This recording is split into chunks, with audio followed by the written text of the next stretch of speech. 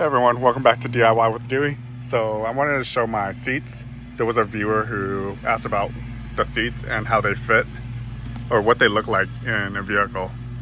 But here are the seats in a Mazda Miata. So this is our first gen NA Miata, 89 to 97 Mazda Miata. So my car is a little custom, but this is basically the main gist of it. That's what it looks like. They're pretty busy with the pattern and everything, but my whole car is pretty busy with all the vinyl wrap and everything. But I've had these seats for a few years now and they're holding up great. I still like the way they look. But the issues that I had with this was I was looking for basically the smallest seats, racing seats I could find that would fit the Mazda Miata.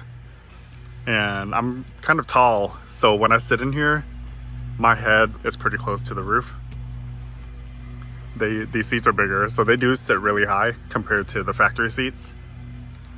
And even the width of this is wider than the factory seats, so you can tell it's kind of touching the door handle, or the door panel.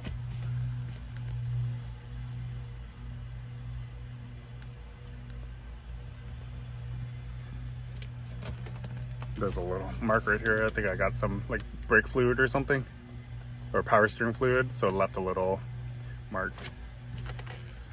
And there's the other seat.